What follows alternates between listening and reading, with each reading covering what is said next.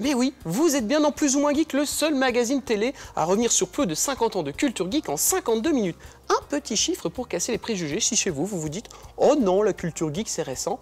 Un chiffre, une date, 1897, parution de Dracula, le roman de Bram Stoker. Et regardez, cascade les amis, j'arrive sur le plateau pour représenter l'équipe de choc qui m'entoure, la blogueuse RL, le romancier Laurent Kessy, le réalisateur, comédien et auteur Sébastien Rassia, qui travaille toujours en binôme avec monsieur Fred Molas, et Rurik Salé, notre compositeur, comédien et journaliste professionnel. On retrouvera bien évidemment François un petit peu plus tard pour le talent web. François qui est occupé à réparer le siège de son bureau. Et tout de suite, on attaque avec un sommaire. Aujourd'hui, dans Plus ou Moins Geek, vous découvrirez ou redécouvrirez la série culte Les Envahisseurs, le jeu vidéo Mirror's Edge, l'auteur revendicatif Ian Banks, une rétrospective sur les Magical Girls, la fin des aventures de Nico à Paris Games Week, l'interview carrière de Masao Maruyama, Stéphane et le jeu de plateau Seven Wonders, une enquête geek sur les langues créées par le grand Tolkien, le talent web Bob Lennon et l'incontournable Shopping List. Au Japon, on trouve des sushis et RL. Rubrique culture japonaise avec RL. Parce que oui, j'ai reçu des lettres du Japon qui me disent « Au Japon, nous respectons RL telle une déesse vivante. » Et on la sert aussi dans les kaiten sushi. Hein. De quoi tu vas nous parler, RL? Avec ce sujet culture manga, aujourd'hui, pour changer un petit peu, je vais surtout m'adresser aux filles et un peu aux pervers. Voilà. Il y a du monde dans l'émission. l'émission. Hein. Donc le plus simple, c'est qu'on regarde, on va parler de ça. Oh, c'est coquin ça. Hein.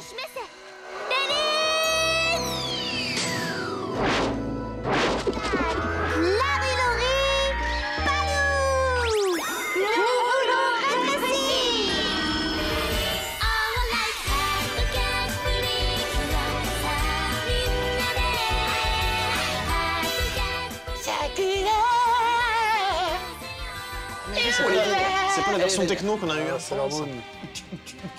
Le pouvoir des prismes lunaires. Là, il y a eu plusieurs Magical Girls, c'est ça? Ouais, voilà, c'est pour montrer, puisque j'ai parlé du genre en entier, on va parler de plein de filles différentes. Comment savoir si on a affaire à une Magical Girls? Parce que toutes les filles qui font de la magie ne sont pas des Magical Girls. Donc il y a plusieurs critères. Est-ce que vous en connaissez déjà quelques-uns? Des sidekicks mignons, kawaii et super oui, c'est vrai. Il y a un sidekick à côté qui sert un peu à rien. Ouais. Voilà, donc Elle se l'item transforme. magique. La scène de transformation qui est très longue et récurrente dans chaque épisode. Et récurrente, Non, voilà. un peu ridicule, non? Comme la Lu, tu vois, c'est toujours un peu des noms comme ça. Le nom, pas forcément, mais c'est vrai qu'en France, on aime bien mettre des noms pourris. Donc, on a aussi le costume mignon. Et court, souvent. Hein. Et souvent court. Elles sont pas obligées d'avoir tout en même temps, hein, mais bon, en gros, on a aussi les incantations. Elles sont souvent évidemment. chroniquées par une fille de plus ou moins geek aussi. Non, pas souvent quand même, je vais pas faire tout le temps. Hein. Elles ont souvent aussi un petit pet, un petit familier, souvent ridicule. Pet au casque. Qu'est-ce qu'un pet? Et un petit familier, un petit... Enfin, parce qu'on peut pas dire un fait, animal pet. vraiment, parce que souvent ça c'est des ressemble petits un peu trucs à un rien. peu mignons, c'est genre Voilà. un ours mais petit et rose. Dans Sailor Moon, c'était le chat, c'était Luna. Dans Sakura, c'était Pierrot. Non, c'est Kelo. Oui, mais c'est Pierrot qui s'appelait en Kelo français. Belos. Alors là, tu me Attention, il y a battle, là, il y a battle. Ah, battle de prénom. Je vais pas te battre sur la version française. C'est pas dire Plus ou Moins Geek, c'est la seule émission où vous avez la version originale et la version française dans la en Il même traduit temps. pour moi. Et donc, évidemment, le pouvoir, c'est un secret, ce qui permet d'avoir une connivence avec la téléspectatrice ou la lectrice. Donc, le genre a été largement inspiré par une série américaine. Alors, Devinez là, laquelle? Wonder Woman. Non, c'est Ma sorcière bien-aimée. Ah ouais. Et c'est Elisabeth Montgomery qui faisait... Voilà. Non mais si, ah oui, c'est assumé. Et en fait, c'est la Toei qui lance ce genre-là au début des années 70, donc avec Sally la petite sorcière. C'est suivi par d'autres studios. Asahi Productions qui lance Minky Momo. Asahi Gigi. comme la bière. Gigi. Voilà, elle aime bien se mettre à Minky poil aussi. Momo, elle s'appelle, Oui, parce que c'est dans la génial, transformation, souvent, elle se met à poil, elle se retrouve à poil en fait. Et puis toute cette vague va connaître son apogée en fait dans les années fin 70, début 80, évidemment, qu'on va avoir nous en France. Avec Goldorak, Voilà, Avec c'est MacGyver. Girl pour garçons en fait. C'est une vague, c'est ce qu'on appelle les cute magical girls. C'est celles qui sont mignonnes, elles sont souvent toutes seules. En fait, elles font de la magie pour rendre leur quotidien meilleur. Il y a un deuxième genre important, c'est la magical girl guerrière ou Sentai. Les deux marchent ensemble assez bien. C'est un genre lucratif parce que oui, bah voilà, un genre lucratif parce qu'en plus des produits dérivés, ça plaît aux garçons parce que du coup, ça castagne un petit peu plus. Donc, elles utilisent leur pouvoir pour une grande cause, combattre un méchant, sauver la Terre. Par exemple, d'invasion extraterrestre, qu'on a dans Tokyo Mew Mew, c'est passionnant. Donc, l'instigatrice du truc, c'est Cutie Oni, Chérie Miel. Chérie Miel, c'était assez pervers parce que quand elle se transformait, contrairement aux autres où elle se transforme et puis après elle finit habillée, là ses vêtements se déchiraient, elle était vraiment nue pour le coup. Et donc le Sentai, en fait, c'est comme ce qu'on a eu Bioman. par exemple. C'est des équipes de... Voilà, c'est un groupe de personnes. Alors, dans Sailor Moon, c'est évidemment le produit phare du genre. On garde les codes couleurs, l'esprit d'équipe, la combativité, etc. Les parodies hentai qui sont pas mal aussi. De Sailor Moon, c'est Sailor Moon. Notamment. C'est quoi, c'est Sailor? Sailor Moon, non, je déconne, c'est pas vrai. Ah, d'accord, ok. Donc, cette blague vous est offerte par Fred Molas qui... Attention, donne-moi le Gonzo de la honte, parce qu'il ne l'a pas eu. Voilà. C'est le Gonzo du gras, quoi. À savoir que les Sentai ne sont jamais à 4, parce que le chiffre 4, en japonais c'est chi, ça fait penser au caractère de la mort. D'accord. Donc du coup, par superstition, on ne fait jamais rien par 4, ne faites jamais de cadeaux par 4. Au Japon, c'est très mal vu. D'accord, il ne fait pas de cadeaux par 4, c'est Nico qu'on suit à Paris Games Week, c'est le dernier épisode de son Inside. Que va-t-il se passer? Réponse tout de suite. Plongez au cœur d'un grand événement. Voici l'Inside. Nous sommes à la Paris Games Week, le plus grand salon de jeux vidéo de France.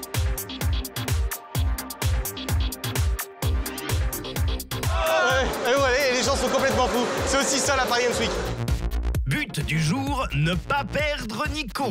Et avec 210 000 visiteurs, c'est pas gagné. Il y en a partout, dans tous les coins. Comme vous le voyez à la Paris Games Week, c'est le bordel. Il y a des milliers de joueurs qui sont là pour tester tous les futurs jeux que vous allez pouvoir jouer dans l'année. Et ils sont prêts à en découdre, à faire la queue. Salut jeune homme, ça fait combien de temps que t'es dans cette queue? Ça va faire presque une heure. Déjà presque une heure? Ouais. T'as du courage? Quand même. Ce sont des jeunes, ils ont pas peur. Est-ce que Camille, t'es chaud? On continue ou pas? On continue? On continue. Allez, suis-moi. Une heure d'attente. Oh Nico, je suis sûr que tu peux trouver encore bien pire. Cherche bien, c'est ton défi. Ça fait flipper. Hein. Je sais pas si c'est le jeu qui fait plus flipper ou le nombre d'heures d'attente. Vous êtes fous les jeunes? Vous êtes dans la queue? On est fous. Voilà, le jeu vidéo. Ah, ça rend fou, je suis pas si sûr. Mais c'est pas grave. Allez, on aime ça. Amis lycéens, regarde bien, Nico va peut-être changer ta vie. À la Paris Games Week, on a parlé de jeux vidéo, d'éditeurs, de présence, de stars, d'anniversaires. Mais il y a aussi une partie très importante à souligner, qui était peut-être même la partie la plus importante. Ce sont les grandes écoles. Toutes les écoles d'art graphique, de design, de level design, de 3D, de 2D sont présentes sur des stands à la Paris Games Week. Pourquoi ?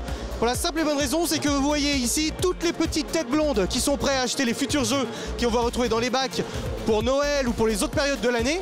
Ça leur donne envie de créer leur propre jeu dans le futur. Et ça, toutes les écoles présentes l'ont bien compris. Si ça vous dit, on va passer en coulisses et on va essayer de rencontrer quelqu'un qui va nous en dire plus de leur présence sur les fameux stands. Parmi les écoles, on trouve Créajeux, Autographe, Supinfogramme, Lizart et bien d'autres. Chose promise, chose due, j'ai réussi à enfin avoir quelqu'un qui va nous en expliquer un petit peu plus sur la présence des écoles à la Paris Games Week. Parce qu'effectivement, ça peut vous faire sourire, il y a du jeu vidéo, c'est du divertissement, mais il y a aussi de vrais métiers, de vrais artistes et de vrais créateurs. Salut Valentin, tu peux nous en dire un petit peu plus ? Alors, nous, on est sur la Paris Games Week parce qu'en fait, ça rassemble la plupart des jeunes qui justement sont intéressés par le domaine du jeu vidéo et de la 3D.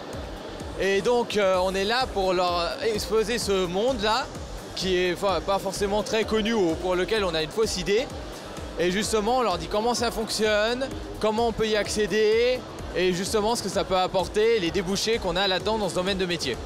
Comment réagissent les parents? Parce qu'on sait, bon, les années ont évolué, les parents étaient un peu sceptiques au début, le jeu vidéo, c'est du divertissement. Comment sont les parents avec les enfants maintenant quand ils voient qu'il y a des grandes écoles qui sont en train de se développer dans notre pays? Alors en fait, le jeu vidéo, ça a été très mal vu pendant de longues années, mais en ce moment, justement, la génération qui était au début des jeux vidéo sont les adultes d'aujourd'hui. Donc en fait, les parents ont une bien meilleure réaction du point de vue du fait que leurs enfants veulent faire des métiers artistiques tels que l'animation et la création de jeux vidéo. Donc justement, ils ont plus une vision professionnelle et ils voient que c'est un métier en plein développement. Donc justement, on a de plus en plus de personnes qui sont intéressées et qui rentrent dans les écoles. Merci Valentin. Dernière petite chose, pour accéder dans les écoles, il faut avoir le bac. Comme la plupart des écoles qui proposent des formations de qualité, le bac est nécessaire. Maintenant, ce qu'il faudrait, c'est que justement, on fasse un bac qui s'adapte à ces jeunes qui sont passionnés par l'informatique. Parce que justement, j'étais dans ce cas-là, à pas être très bon à l'école, mais passionné de l'informatique. Et ça m'a été très dur d'obtenir un bac qui me permettait justement de continuer et surtout de pouvoir vivre ma passion à fond. Merci Valentin. On est deux dans ce cas-là parce que moi aussi j'ai galéré pour avoir mon foutu bac. Je vous le dis vraiment, j'ai galéré. et j'ai fait un peu la même formation. Donc voilà, merci à vous tous, merci à Valentin, bonne chance pour la continuation, merci. Être suivi par une caméra, vous allez pouvoir constater que c'est pratique pour griller les files d'attente. Mais dans quel but? On va se rafraîchir, on va voir si mademoiselle elle est d'accord pour me filer un coca. Bonsoir mademoiselle, est-ce que vous êtes prêts à rafraîchir un pauvre journaliste? Oh génial. Eh ben voilà, je vous remercie. Elle est trop chou, j'en peux plus, j'ai un problème de gorge. Merci à toi. Mes amis gamers, geeks en tout genre, la Paris Games Week vient de s'achever. Ça fait 4 jours que je suis là, j'ai joué à tous les jeux, je suis KO. Il y a plein d'éditeurs, j'en peux plus. Qu'est-ce qui va se passer pour moi? Eh oui, Nico, à force de kiffer les jeux de zombies, tu ne t'es pas méfié des vrais. Nico qu'on retrouvera bien évidemment en duo avec Baptiste dans les futures rubriques Histoire et Nouvelles Technologies. Et en attendant, je vous plonge en 1967. Rubrique série télé avec David. 1967 à 1968 pour la série, attention les amis, série culte, les Envahisseurs. J'oserais même pas vous faire l'affront de vous pitcher cette série. Moi je vais vous le faire quand même, on va regarder le générique qui explique tout. Bien sûr. Ah là là, David Vincent. Je suis David Vincent.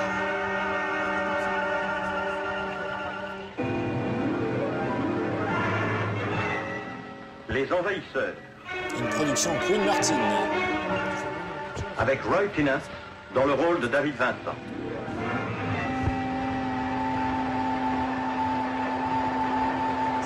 Les Envahisseurs.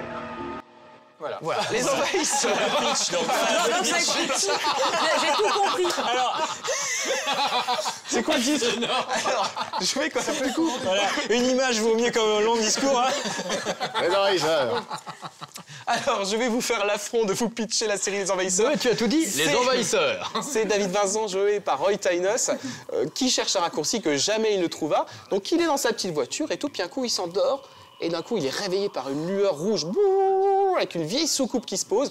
Et il y a, pour vous mimer une des premières scènes qui est hyper représentative, je vous rappelle que depuis quand même quelques années, on n'a pas le droit de montrer de cigarettes à la télévision. Alors je vais utiliser ce stylo pour vous plonger dans l'ambiance de la série. David Vincent donc vient de voir les Envahisseurs atterrir. Il va dans un poste de police, il est 6 h du matin, il fait super jour. Et le flic lui dit « Monsieur David Vincent, vous êtes sûr d'avoir trouvé des extraterrestres ? Vous n'avez pas plutôt somnolé ?» Et David Vincent qui est là. Non, je suis sûr. C'est une autre époque. Et tu vois, ça marche jusqu'au bout. Attends, la fumée, là. Je suis très acteur studio. Voilà, alors Les Envahisseurs, c'est tout ce charme désuet. Et pourtant, en me replongeant dans la série, j'ai trouvé plein de choses qui vont plaire aux fans de X-Files. Ce côté conspiration qui plaît tant dans X-Files, bah voilà, on le retrouve complètement dans Les Envahisseurs. Alors, bien évidemment, David Vincent va partir il va devenir une sorte de paria. Il va commencer à essayer de déjouer le complot des Envahisseurs. Les Envahisseurs qu'on reconnaît à quelle faculté physique, les amis? Le petit doigt qui est plus long. Le petit doigt. Et vous savez pourquoi ils avaient choisi le petit doigt? Non. Parce que celui-là, c'était... Non. Effectivement, celui-là, on n'avait pas le droit. Mais surtout, au départ, ils voulaient mettre un œil dans la main des Envahisseurs, sauf que ça allait coûter une fortune en effets spéciaux. Larry Cohen donc crée cette série, c'est pour ABC. Il écrit les 22 épisodes de la première saison, qui font à l'époque 26 minutes. Et là, il va y avoir un gros clash. Tu as noté dans le générique Queen Martin. Eh Queen Martin, il dit à un moment, attendez, moi ça me va pas, finalement les Envahisseurs, on va les faire passer à 50 minutes. Là, Larry Cohen dit, tu sais quoi, tu vas aller te faire voir. Tu l'as fait en 50 minutes et je me barre. Donc il y a 22 épisodes qui vont être repassés de 26 minutes à 50 minutes avec Larry Cohen qui se barre. Donc voilà, il y a tout un truc. Alors je vais relever aussi un petit peu le côté mythologie. Alors la mythologie, c'est un terme assez spécifique des séries télé. C'est ces fameuses histoires qui découlent de saison en saison. Les Envahisseurs, il y en a une, effectivement, puisqu'à partir de la saison 2, David Vincent rejoint les Défenseurs, The Defenders, voilà exactement, avec qui il va essayer c'est un petit groupe qui va essayer de mettre à jour ce complot extraterrestre. Série qui finit, alors c'est pas un grand succès aux États-Unis. Et d'ailleurs, Roy Tynes va apprendre la fin des Envahisseurs en lisant son journal. C'est horrible. Tu savais que Philippe Cadic avait proposé ses services pour les Envahisseurs parce que c'était un truc paranoïaque qui lui correspondait bien et ils n'ont jamais voulu de lui. Voilà, il avait bien raison. Non, sinon il n'aurait peut-être pas écrit tous les bouquins qu'il a écrits. C'est ça aussi. Non mais critique pas, c'est l'amour de sa vie, Philippe Cadic. Et c'est quoi la fin des Envahisseurs? Ah bah je vais pas te la spoiler. Bah, Tu sais quoi, je vais t'offrir ce coffret. Non mais en fait, depuis tout à l'heure, il veut pas regarder les films, il me raconte la fin de Ring, il me raconte la fin de Ring. T'as bien spoilé la fin de Code Quantum, alors tu pouvais spoiler ça. Oui, mais c'est pas bien. Donc voilà, une dernière petite info sur les envahisseurs. Alors c'est pareil, c'est pour vous montrer à quel point le contexte, on va dire, géopolitique fait évoluer un petit peu la télévision. Parce que vous vous rappelez peut-être de la parodie des Inconnus. Ah, bien sûr. Ah oui. Voilà. Voilà. Qui aujourd'hui, en fait, on mettra un petit extrait là tout de suite, là dans ma petite main. Mais c'est des choses qu'on ne peut quasiment plus montrer en télé parce qu'effectivement, il y a ce côté un petit peu... il montrait les envahisseurs comme des personnes d'origine étrangère. Voilà. Putain, mais par contre, c'était drôle. Hein. Ouais, et au lieu de ce petit doigt, c'était donc un autre doigt qui était beaucoup plus long.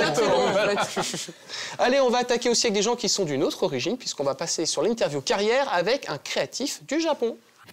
Ne bougez pas, c'est le moment de l'interview carrière. Bonjour, je suis Masao Maruyama.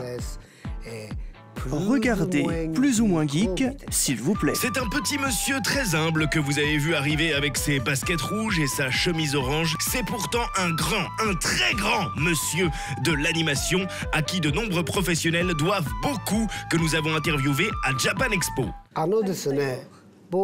En fait, à l'époque où j'ai commencé à travailler, les dessins animés n'étaient pas encore très populaires.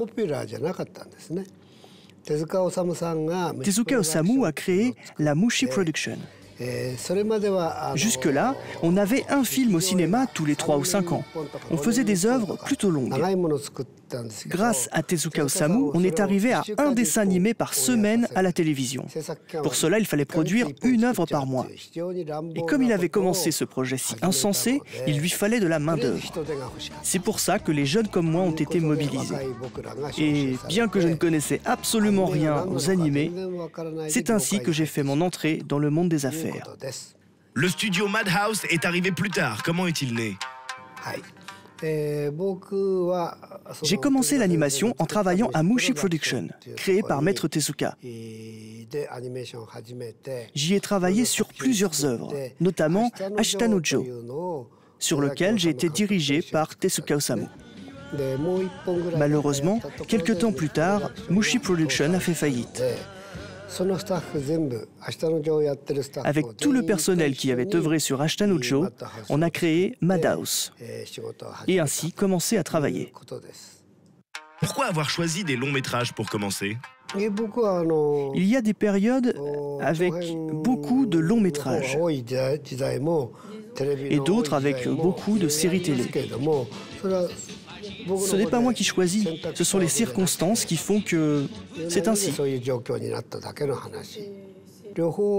Et j'ai bien l'intention de continuer à faire les deux. Et maintenant, vous venez de créer un studio indépendant. Pourquoi? Comme j'ai dit tout à l'heure, pour plusieurs raisons, il y a des choses que je ne peux pas faire, qui sont difficiles à faire. Donc j'ai créé cette entreprise, dans laquelle je vais pouvoir faire des choses sans poser problème à quiconque.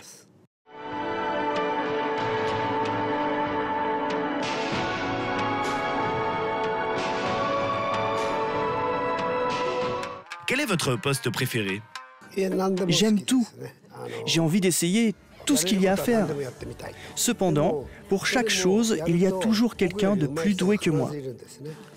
En fait, j'aimerais être réalisateur. Les réalisateurs avec lesquels j'ai travaillé, Jintaro, Tezuka Osamu, Kon Satoshi, Osawa Mamoru, ils sont tous meilleurs que moi.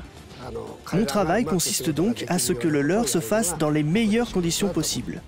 Quelle est votre production favorite? Toutes les œuvres auxquelles j'ai participé sont importantes pour moi. Il y a un adage japonais qui dit « Les enfants en difficulté sont les plus mignons ». Donc pour moi, les œuvres qui n'ont pas connu le succès sont les plus intéressantes. Comme c'est mignon, ne seriez-vous pas un peu sentimentaliste? Mais après tout ce travail accompli et tous ces succès souvent mondiaux, vous n'avez pas envie de prendre une retraite bien méritée? Il s'est présenté une bonne opportunité. Mais en même temps, je ne peux pas dire le titre. Mais il y a des choses que je n'ai pas finies. Il y a des choses qu'il va y avoir à faire à partir de maintenant, des choses que personne ne peut faire à part moi.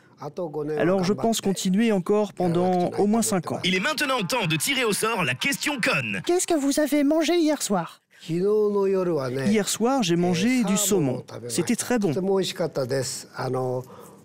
L'extérieur était bien grillé, mais l'intérieur était cru. C'était du bon saumon cuisiné à la danoise. C'était très bon, je suis content. Oh zut! Il n'a pas donné l'adresse du restaurant. Le saumon qui rend happy. Ça avait l'air intéressant. Dommage. Merci, monsieur Maruyama.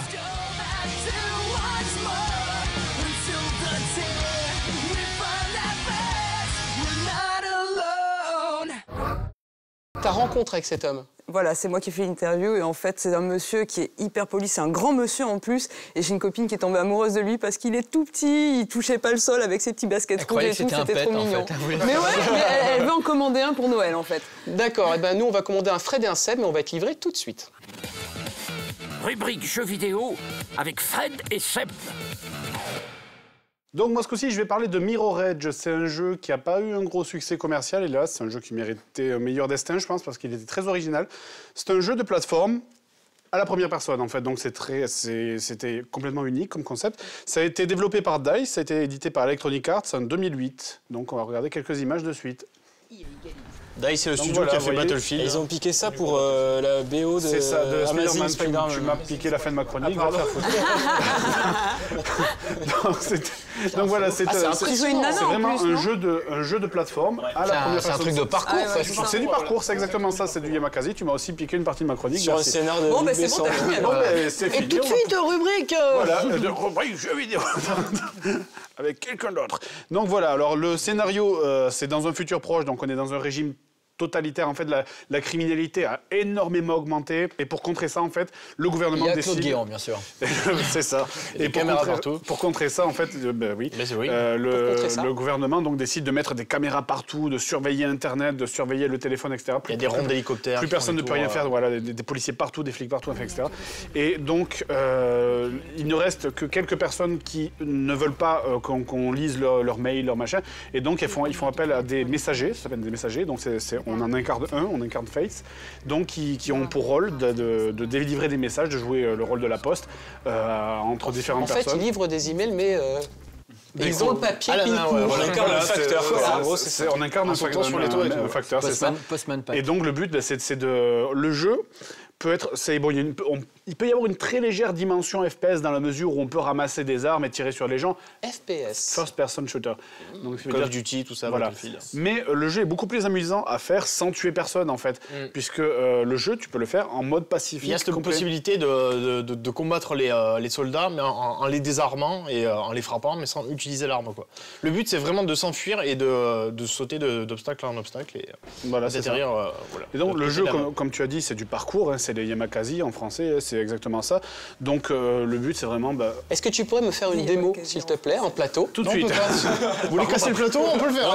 On en a parlé juste avant. Ça me fait penser à un bouquin de Neil Stephenson qui s'appelle Le Samouraï virtuel, où c'est ça, la héroïne est une jeune nana je me souviens plus si elle est en skate, en patin à roulette, je crois, et qui livre des paquets comme ça, c'est un truc cyberpunk. Et je pense que ça a été un peu inspiré de ça. Là, je sais pas trop, parce que là, elle a pas de patin, mais là, elle se contente d'être... Non, mais l'esprit, tu vois, général. Ouais, d'être sur les toits. Et donc voilà, l'histoire en gros, c'est donc Faith qui est une messagère qui revient suite à un accident où elle s'est cassée la gueule, et donc elle revient sur le fait de délivrer des messages. Et donc il y a toute une histoire qui se déroule avec un complot où on apprend que sa sœur est en danger, machin, elle aurait pas la sauver, etc. Et le jeu est très très intéressant, vraiment. C'est dommage qu'il ait eu si peu de succès parce que c'était vraiment un jeu super cool. Il n'y a pas eu de suite. Mais le truc qui est cool, voilà, c'est que malgré que le jeu n'ait pas marché commercialement, le studio a décidé de faire une suite quand même. D'accord. Et c'est super intéressant parce qu'au niveau de la patte graphique, c'est hyper rafraîchissant. Je sais pas comment dire ça, mais les sons, tout ça, l'ambiance, le fait de sauter comme ça sur les immeubles, il y a une sensation de liberté qui est un effet de vitesse qui est très bien rendu. Quand on commence à courir et qu'on arrive vraiment... Parce qu'on voit bien les membres se déplacer, on voit les jambes se plier. Tu vois les pieds, tu vois tes pieds en fait. Les pieds, les mains... Non, mais maintenant que t'en as parlé, ça va cartonner, ça y est, c'est obligé. Ouais. Moi, j'ai posé une question avec mon stylo cigarette qui me fait cracher. Comment l'as-tu découvert? Je crois qu'on me l'avait offert parce qu'il n'était pas très cher vu que justement... disons que ça fait plaisir. Oui, non, mais c'est triste, mais comme il s'est pas bien vendu, voilà, le prix a baissé. Donc moi, j'y suis allé comme ça naïvement. Je me suis dit, qu'est-ce que c'est? J'espère que c'est pas un énième FPS shooter où il faut tirer tout. Et voilà, super surprise. Voilà, gameplay hyper rafraîchissant. Et je pense que le jeu vaut vraiment très peu cher et je conseille vraiment aux gens d'y jouer parce que Steam, pour le prix que ça vaut vraiment le coup de jouer. Il vaut la chandelle. Et comme il disait, Spider-Man peut remercier parce qu'ils ont complètement plagié une des scènes en fait, dans le film de Spider-Man. D'accord. Eh ben, écoutez, on va passer à un autre univers qui n'a rien à voir du tout. Nous, il y a une chose qu'on adore dans Plus ou moins Geek, c'est d'avoir des personnages, des gens. Et quand vous les voyez au début, vous dites « ces gens sont fous ». Et à la fin de ce reportage, vous dites « non, ce mec est essentiel ». Tout de suite, une enquête geek auprès du professeur le plus éminent des langues de Tolkien. N'allez surtout pas aux toilettes. Voici l'enquête geek. Cet homme qui arrive dans un décor digne du Seigneur des Anneaux n'est autre qu'un spécialiste des langues créé par le romancier J.R.R. Tolkien. Il les étudie et les enseigne depuis plus de 20 ans. On doit également à Tolkien le Quenya et le Sindarin, langue des elfes, le Khuzd-dûl, celle des nains, et encore de nombreux autres. Peux-tu nous parler de cet auteur ? Oui, donc effectivement, il s'appelait Tolkien et non pas Tolkien, mais comme on est en France et qu'on parle français, on va l'appeler Tolkien. Il a enseigné à l'université de Leeds et ensuite d'Oxford. Il a enseigné donc les langues anciennes anglaises, il a aussi enseigné l'ancien gallois, et ainsi que l'histoire des langues anciennes germaniques, c'est-à-dire le vieil islandais par exemple et les sagas islandaises. Lui et son frère ont perdu sa mère jeune, il avait une dizaine d'années. Il a été principalement élevé par un prêtre catholique, donc Tolkien était aussi très croyant, c'était quelque chose d'important pour lui. Et donc, de son vivant sont parus 2 romans qui sont devenus très célèbres assez rapidement. Un qui s'appelle en anglais The Hobbit, en français Le Hobbit, et l'autre The Lord of the Rings, en français Le Seigneur des Anneaux. Comment as-tu découvert ces œuvres ? Ça, c'était donc, que je ne me trompe pas, en 78. Et je ne savais pas quoi faire, alors je suis passé à la librairie locale qui était à l'époque à côté de Saint-Lazare. Et puis je suis descendu, regarder les bouquins de SF. Je lis beaucoup plus de science-fiction que de fantasy. Et puis là, un des vendeurs s'est approché de moi et m'a dit « Vous cherchez quelque chose ?» D'habitude, je suis du genre à dire « Non, non, merci ». Et puis là, j'ai dit « Oui, vous avez quelque chose à me proposer ?» Il m'a dit « Est-ce que vous connaissez Tolkien et Bilbo le Hobbit ?» J'ai dit « Ah non, j'ai jamais entendu parler ». Donc il m'a tendu le bouquin et voilà, je suis reparti avec. C'est comme ça que j'ai découvert Tolkien, tout à fait, je dirais, par hasard. J'ai été très vite accroché, j'ai dû mettre même pas 2 jours pour le lire. Donc avant de partir même pour Londres, je suis revenu à la librairie et j'ai demandé « Vous n'avez pas un autre truc par cet auteur ?» Parce que c'est vachement bien, Bilbo le Hobbit. Et là, il m'a tendu les 3 volumes du Seigneur des Anneaux. Et je suis parti à Londres avec le Seigneur des Anneaux sous le bras, voilà. De son vivant, Tolkien n'a publié que très peu de romans, mais beaucoup de récits courts. Comment est-ce que tu expliques ça? C'est parce que c'était quelqu'un qui n'était pas du tout un écrivain, c'était pas un romancier. Il était avant tout enseignant, c'était son métier, il faisait les examens, il avait des élèves. Donc voilà, c'était pas du tout quelqu'un qui essayait d'avoir une carrière littéraire. Tolkien écrivait beaucoup pour lui-même avant tout. Alors de temps en temps, il donnait à lire ses histoires à ses amis, mais c'était quelqu'un surtout d'extrêmement perfectionniste. Il était très rarement content de lui. Ça a été très très long pour faire Le Seigneur des Anneaux, il a mis plus de 10 ans. Ce qui fait que finalement, eh bien, d'autres œuvres qu'il aurait pu publier ne l'ont été qu'après sa mort. Et je dirais qu'il est devenu très célèbre et un grand nombre d'écrits sont parus après son décès. Qu'est-ce qui t'a séduit dans ses œuvres ? C'est un style assez extraordinaire, extrêmement dépouillé, avec un grand vocabulaire, donc j'apprenais beaucoup de mots anglais. Je l'ai lu pour la première fois alors que j'habitais à New York, donc j'apprenais l'anglais et puis en même temps, disons, c'était vraiment un très grand plaisir. Toute cette pléthore de langues parlées par les elfes, les nains, les orques, j'ai trouvé ça extrêmement passionnant. Et comme dans la préface à son roman, Tolkien disait que les langues imaginaires étaient au cœur de son univers, eh bien je me suis dit, je vais les étudier de manière extrêmement précise, puisqu'à l'époque, j'entamais mes études et je me demandais bien qu'est-ce que je pouvais étudier. Édouard a donc étudié les langues créées par Tolkien. Parle-nous de ses ouvrages. Mon premier livre est paru en 1995, il s'appelait « Le dictionnaire des langues elfiques ». Et donc, à cette époque, c'était un ouvrage qui essayait de rassembler tous les mots d'une des langues que Tolkien a inventées, qui s'appelle en français le haut elfique, et qui est donc une langue très proche, je dirais, grammaticalement du latin et du grec ancien, avec aussi des petites touches de finnois, donc la langue parlée en Finlande. Et puis là, donc, il y a quelques mois, j'ai pu refaire une nouvelle édition parce que entre ces deux dates, donc 95 et aujourd'hui, il y a eu énormément de nouvelles choses qui ont été publiées. Donc en 95, il y avait à peu près 3000 mots, et puis aujourd'hui, le dictionnaire que j'ai publié, il y en a plus de 7000. Pourquoi avoir étudié les langues elfiques ? C'est vrai que étudier les langues elfiques, ça ne sert pas à grand-chose. De la même manière que se promener au bord de la mer, ça ne sert à rien. Lire du Rimbaud, ça ne sert à rien. Mais il y a plein de choses qui servent à rien, qui sont absolument essentielles à l'être humain. Étudier une langue que quelqu'un a inventée, eh bien, surtout dans un roman, c'est s'approcher de quelque chose peut-être qui peut sembler à certaines personnes totalement inatteignable. Rentrer dans un roman, c'est une manière un petit peu de comprendre Tolkien aussi, puisqu'il a passé quasiment toute sa vie. Il a énormément écrit sur ces langues, donc il y a les grammaires, il y a la façon d'écrire. Donc on peut apprendre la grammaire des langues elfiques et s'apercevoir qu'il y a des règles qui ressemblent au latin, d'autres qui ressemblent au grec ancien. C'est à aimer les langues du monde, c'est une ouverture vers d'autres univers, c'est une passerelle en fait, vers la connaissance en général. Merci, Édouard, pour cette mise en lumière d'un auteur dont on entend beaucoup parler, mais dont on ne connaissait pas forcément le goût pour les langues mortes. Je vais rouvrir mes bouquins de latin et de grec, moi. Tolkien qui n'est pas un de tes auteurs préférés, curieusement. Non, je suis pas très fan du Seigneur des Anneaux, j'avoue. Mais d'ailleurs, il paraît que c'est réciproque, en fait. Voilà, exactement.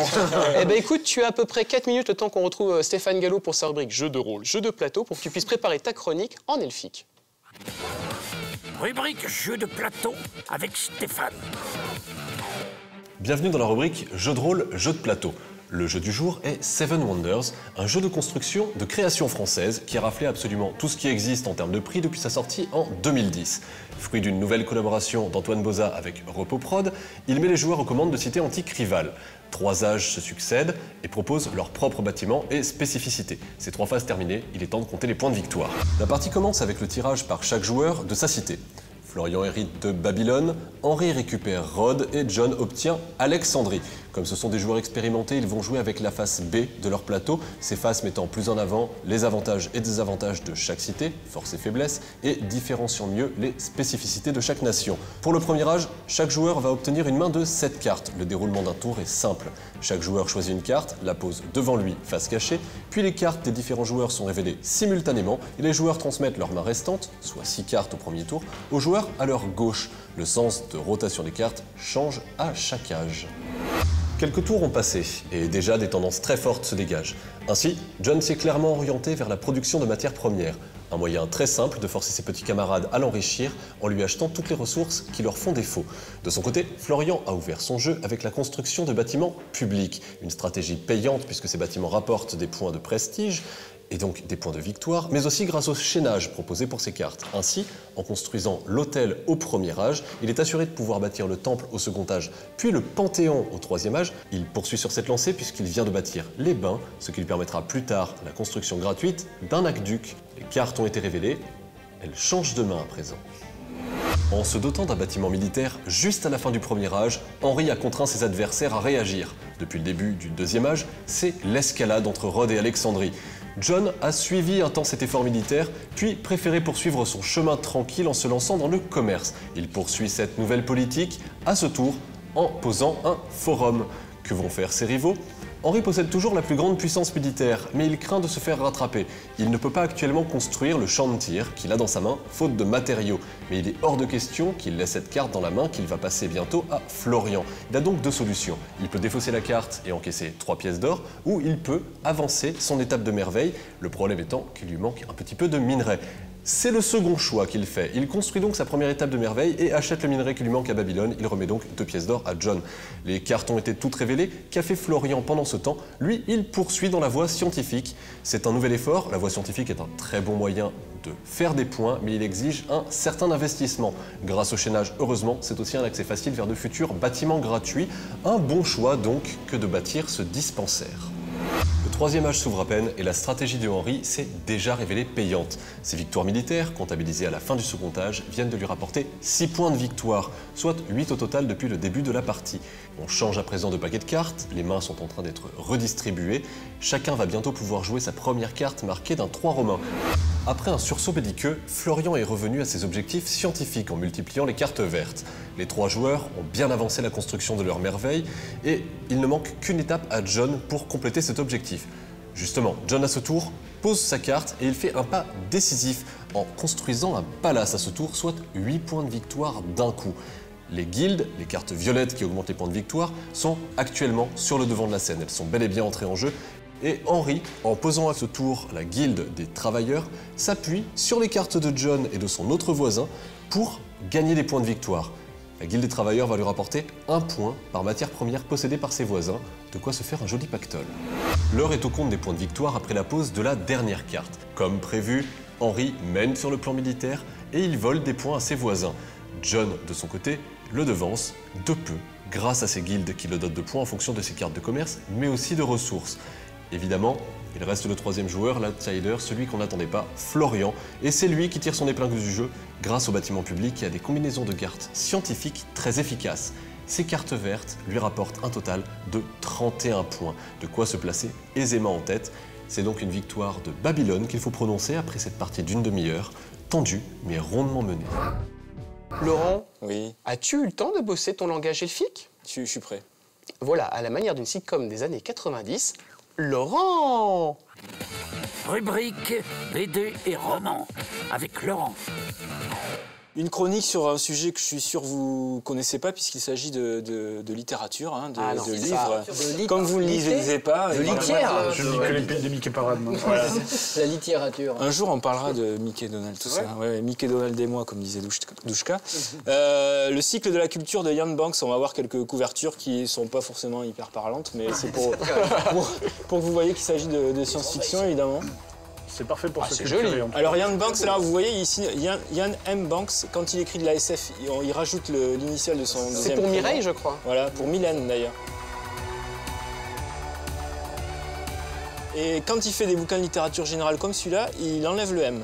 Voilà. Ah, genre, mais pourquoi oui, ça genre, fait pas des gens Non, juste pour différencier les trucs de genre de ceux qui ne sont pas de genre. C'est un peu Rurik quand il est ici, des fois il est au cinéma et des fois il est ici. Donc Ian Banks, qui est un auteur écossais, le cycle de la culture c'est une utopie. C'est bien vrai. Oui, alors non, c'est le nom d'une civilisation de 18 trillions d'habitants. Plutôt humanoïde, mais qui mêle des humains, des extraterrestres, qui existe depuis 9000 ans. Et la culture, c'est une utopie parce que personne n'y travaille. Des machines, des robots s'occupent de tout ce qui est quotidien, quoi, de tout ce qui est chiant, en gros. Il n'y a pas d'argent. C'est une civilisation de loisirs. Tout le monde fait ce qu'il veut, se cultive, fait du sport, voilà. C'est une utopie. Et il a créé ce monde en réaction un peu à la SF un peu militariste américaine qui... Quand il a commencé à écrire en 87, dominait un peu la littérature américaine. Il y avait bien les cyberpunk à côté, mais il y avait aussi, dans le space opéra, plutôt de la SF militariste. Mais du coup, c'est de la contre-utopie. Et pourtant, c'est un canon, là, c'est un bateau, ce qu'on voit. Du coup, c'est de... La contre-utopie. Non, c'est de l'utopie, puisque c'est un monde plutôt rêvé. Fred avait une bonne remarque. Pardon, je t'écoutais. Parce que dans les livres que tu as montrés, on voit un bateau militaire à un moment avec des canons qui partent. Alors, le truc, c'est que c'est une utopie, c'est un monde rêvé. Quel intérêt? Il n'y a pas d'histoire à raconter là-dedans. Alors justement, dans la culture, il y a ce qu'on appelle la section des circonstances spéciales qui s'occupe d'aller travailler, essayer de voir si d'autres mondes ne sont pas dignes de rentrer dans la culture et d'appartenir à cette utopie. Et s'ils ne sont pas dignes, d'essayer de les convertir à l'idéologie. Donc en même temps, c'est une utopie, mais en même temps, ils n'aiment pas trop que des gens vivent différemment. Donc ils essayent de les mettre avec eux. Et là, c'est source d'histoire. Donc c'est souvent des histoires de circonstances spéciales qu'on va voir. Donc par exemple, là, c'est de la contre-utopie. Parce que quand même, ils obligent les gens à... Voilà, la culture est ambiguë, tu vois. C'est une utopie, mais qui a un petit côté... pas parfait, quoi, voilà. Le bouquin dont je voulais vous parler, c'est l'usage des armes. Là, on envoie un agent qui s'appelle Shiradenin déstabiliser un monde pour éventuellement le faire rentrer dans la culture, pour qu'il adhère aux idéaux de la culture. Et ce bouquin, je l'adore parce qu'il est construit d'une façon hyper spéciale. Il y a 2 arcs narratifs. Il y en a un où on suit 2 agents qui vont chercher Shiradenin pour l'envoyer en mission. Cet arc se fait dans des chapitres numérotés 1, 2, 3 en chiffres arabes. Et parallèlement, entre le chapitre 1 et le chapitre 2, il y a le chapitre 13 en chiffres romains, Après, entre le 2 et le 3, il y a le chapitre 12 en chiffres romains. Et là, c'est une autre chronologie, donc à l'envers. Et on suit la vie de Sheradénine avant qu'il soit envoyé en mission. Moi, j'adore quand il y a des petits systèmes comme ça. C'est un puzzle, quoi. On a 2 histoires. Et à la fin, on a un twist, pas à Saint-Tropez, mais un twist sur l'identité Moi ça. On réagit sur le twist à Saint-Tropez. Putain, il raconte des trucs. C'est minable. Et à la fin, il y a un super twist sur l'identité de Sheradénine, mais je n'en dis pas plus. Lisez la culture, c'est merveilleux. Voilà. C'était beau. C'était assez joli. C'était gonzo. En tout cas, il y en a un, on est sûr, il n'est pas Saint-Tropez. C'est François qu'on retrouve tout de suite pour le talent web. C'est le moment de découvrir un nouveau talent web. Mon grand-père me parle souvent de la guerre. Et moi aussi, j'ai connu l'enfer. Eh oui. Juin 2010, un soir d'été. Un orage. Coupure d'Internet. Pendant 12 heures. Et la 3G passait pas. C'est un peu mon Vietnam. Bon, allez, tout de suite à talent web, sinon je vais chialer comme une pisseuse. Bonsoir, je suis Bob Lennon. Connaissez-vous Bob Lennon? Si la réponse est non, mon argumentaire sera simple. Des centaines de vidéos postées sur Internet, plus de 150 millions de vues. Son cœur d'activité, commenter des parties de jeux vidéo. Son partenaire, Fantasio 974, en faisant le show. À seulement 25 ans, ce Jim Carrey à la française est un monument chez les jeunes. Mais quel est le principe qui se cache derrière ce pseudo? Le principe de Bob Lennon, en fait, ça passe... c'est un animateur sur une émission qui peut ne pas être comparable à des dessins animés ou autres, mais sur des émissions qui durent environ 20 minutes sur des jeux vidéo dont l'objectif est de distraire des enfants. Généralement en disant le plus d'absurdité possible ou juste en les tenant occupés afin qu'ils aient de quoi rigoler, de quoi se détendre après l'école et éventuellement des vidéos à voir et à s'amuser. Sur Internet, c'est là que ça devient compliqué. Ils sont dangereux s'ils se mettent à crier. Où est-ce qu'ils sont, les kikous? Quelle vidéo t'a fait prendre conscience de l'ampleur du phénomène? Pour moi, ça a été la chanson de Skyrim. Bob Lennon, c'est un pyro barbare, massacré, déchiqueté, au fil de son mâchoire, avec la belle ligne à sa fidèle Gustave. Bob Lennon, marchera vers la gloire. Quand tu vas en convention et que tous les gamins te la chantent, qu'ils la connaissent par cœur sur le bout des doigts, que la vidéo est vue plus d'1 500 000 fois et que les gens enchaînent juste derrière et t'attribuent à ça, c'est juste impressionnant. À ce moment-là, je m'étais dit que j'avais passé un cap, j'ai fait oui, c'est ce que je fais de ma vie actuellement. Combien de temps prend une vidéo? On prend 1 heure, 1 heure et demie environ. Et encore, en temps normal, on pourrait prendre 40 minutes. C'est juste que pendant 20 minutes, on papote comme des caissières de supermarché à la cafetière. Ensuite, on s'aperçoit que Minecraft n'est pas à jour, donc il faut télécharger mise à jour les pattes de texture, on s'arrange, la map marche pas, je la réupload, on enchaîne machin. Au final, après 1 heure et demie de soucis techniques, on passe 20 minutes à tourner, et à la fin, bon, on est bon, voilà, on est bon. Sinon ça va, voilà, je te rappelle après manger, ouais, pas de soucis. Allez hop. Notre duo marche ensemble, on a vraiment une alchimie, il y a vraiment une répartie, il y a vraiment un équilibre qui se fait. Quelle est ta vidéo coup de cœur? C'est encore une fois un truc de jeu vidéo extrêmement élitiste, donc c'est du Skyrim, où en fait dans le jeu il faut savoir qu'on peut soulever des objets. Mais on ne voit pas les bras de son personnage, donc on a l'impression que les objets sont soulevés par magie ou télékinétiquement. Et donc il y a des crânes dans ce jeu-là, et lorsque tu les prends et que tu les soulèves, la mâchoire tombe et tu peux les secouer de haut en bas pour leur faire claquer la mâchoire et les faire parler. Et je me suis lancé dans un délire sur des crânes qui est juste à mourir de rire. Ovale, Bob Lennon vole des trucs, c'est un malade mental, c'est un psychopathe, il tague les murs, il chie sur les meubles, il renverse les poubelles. Le partage des revenus de la pub sur Internet permet dorénavant à de nombreux créatifs de gagner leur vie. Est-ce que ça a changé ta manière de travailler? C'est pas vraiment ça qui a changé ma vie ou changé ma posologie vis-à-vis de ce travail, entre guillemets, vis-à- les de ma passion. Ce sont les conventions. Je le dis, ce sont les conventions, c'est le fait de rencontrer les gens qui aiment ce que je fais et qui m'apprécient pour ce que je leur apporte, de les voir en personne, de leur faire des câlins, de leur signer des dédicaces et de déconner avec eux en faisant des blagues de cul sur des membres de la famille qui sont présents sur place. C'est pour ça, mais c'est vraiment ça qui m'a apporté quelque chose et c'est vraiment quelque chose dont je pourrais pas me passer. Est-ce que tu peux nous conseiller 3 vidéos pour rentrer dans ton univers? La toute première vidéo de mon playthrough de Skyrim, la toute première vidéo que j'ai fait avec Fanta, et enfin la 3e, le commentaire du tricot. Regardez sa baffe, elle est empalée emballé sur le stick. Le stick domine complètement. Regarde-moi cette dextérité, elle le maintient complètement, elle reste au sol. Utilises-tu les commentaires des internautes pour préparer tes futures vidéos? Oui, je travaille avec les commentaires des internautes, surtout les commentaires techniques. Les commentaires, ils peuvent m'aider à évoluer techniquement. Après, tout ce qui est commentaires à sujet personnel, Bob, tu cries trop, ou des trucs comme ça, non. Je suis ce que je suis, ceux qui m'aiment tel que je suis m'aimeront tel que je suis, et ceux qui ne m'aiment pas, ne m'aiment pas. Et c'est leur droit le plus total et que je respecte. Et ces mecs-là, je vais pas venir chez eux, ding ding, bonsoir, je suis Bob Lennon, puis défoncer leur porte et hurler dans le landau de leur bébé, tu vois. Non. Un mec qui n'aime pas Bob Lennon, il a le droit. D'ailleurs, c'est un mec qui n'aime pas qu'on lui crie constamment dans les oreilles dès qu'il se passe quelque chose d'intéressant à l'écran. Globalement, je dirais c'est un mec avec une bonne santé mentale, en fait. Fanta! Pantalon! Fanta! Oui. Je t'aime! Oui! Ah, viens! Allons dans mon jacuzzi personnel! Et Bob Lennon, qui est un de vos copains. Oui. À tous. C'est le fils de Bob l'éponge. Bisous à Bob. Exactement. Il est fou, Bob, il est sympa. Il est adorable. Et en parlant de quelqu'un qui est adorable également, c'est Franck, la shopping list. Tout de suite, la shopping list. Salut à tous et bienvenue dans cette nouvelle shopping list un peu spéciale puisque vous aurez droit aux sélections des chroniqueurs de l'émission. Eh oui, j'avais pas envie de travailler donc je me suis dit autant qu'ils balancent leur coup de cœur quoi. Allez, c'est maintenant. Et on commence tout de suite les sélections par la plus jeune d'entre nous. Je ne veux pas parler de Laurent ou de moi-même, mais bien sûr de Yumi, qui vous conseille Les Contes macabres chez Soleil. Un livre qui contient 7 contes d'Edgar Allan Poe, traduits par Baudelaire, un chapitre sur sa vie, son œuvre et se clôture sur une biographie de l'auteur, du traducteur et de l'illustrateur Benjamin Lecombe. Et sinon, en rapport avec le cosplay, elle vous conseille le livre Couture Sweet Girl Flolly de Suzuki Drio, qui est parfait pour débuter dans le cosplay parce qu'il est plein de patrons. C'est pas des mecs en costard-cravate, hein, c'est juste des bouts de papier.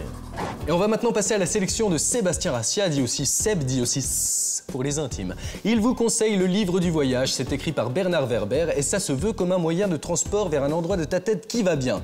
Encore faut-il le trouver. Du coup, le bouquin raconte une histoire différente pour chaque lecteur ou lectrice. Côté jeux vidéo, Seb vous conseille Oblivion chez Ubisoft, un jeu d'heroic fantasy sorti en 2006. C'est un RPG dans lequel tu peux tout faire. Et grâce à un kit de développement, des centaines de joueurs ont concocté des modifications, des mods, du plus utile et le plus what the fuck, style une épée en feu ou encore un sort de lambada. Musique! Eh mais je peux pas parler de ça! La baronne est une Sérieusement, Nico, t'abuses, hein. On n'est pas au journal du hard. D'ailleurs, je me demande ce qu'ils ont fait de la vidéo que je leur ai envoyée.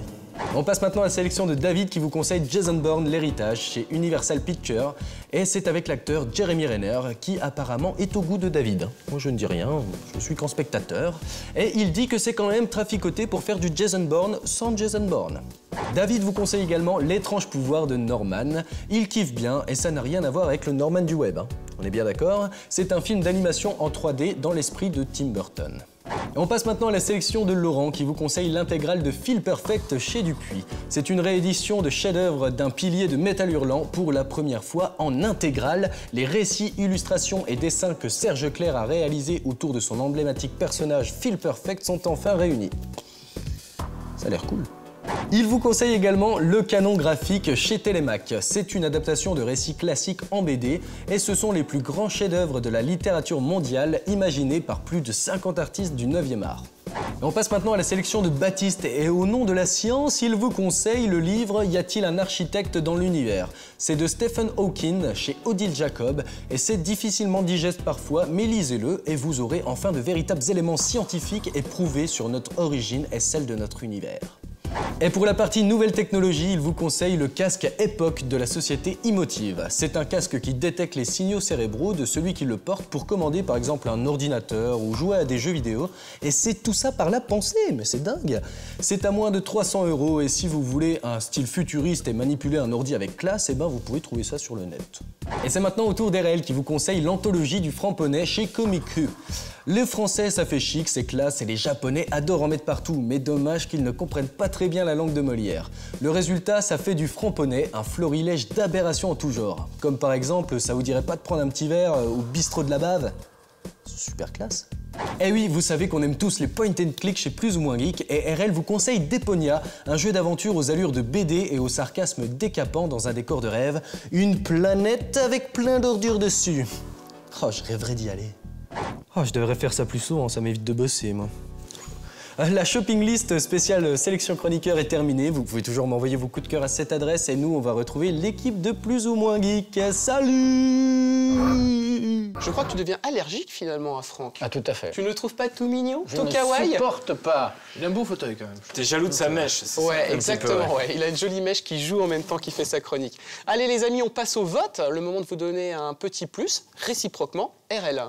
Bah, je connaissais déjà Mirror Edge, donc j'ai envie de voter pour le livre de Laurent, parce que c'est, voilà. Ça va te Je mets plaire, contre je pense, Utopie, ouais. et même si c'est pas... Qu'est-ce que t'en sais? Ben, je la connais bien, tu sais. Ouais.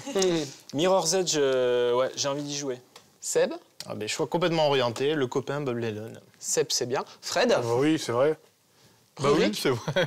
Alors moi, écoute, votre jeu a l'air assez étonnant, mais j'étais encore plus séduit par ce que tu racontais là. Cette utopie me faisait rêver. T'as envie de vivre dans la culture. Un petit peu. Moi aussi. Oui, eh ben, un petit peu de culture, ça nous fait pas de mal. Je vais te donner aussi mon petit plus. Allez les amis, il est temps de se quitter. On se retrouve très bientôt pour une nouvelle émission. N'oubliez pas que vous pouvez poursuivre l'aventure sur les réseaux sociaux, le Geekbook, le Geekter, le site internet, le forum, l'appli Geek. N'oubliez pas également qu'il n'y a pas d'âge pour se revendiquer geek, ou plus ou moins geek, et qu'un bon geek est un geek curieux. Au revoir à la caméra qui s'envole. Au revoir caméra qui s'envole.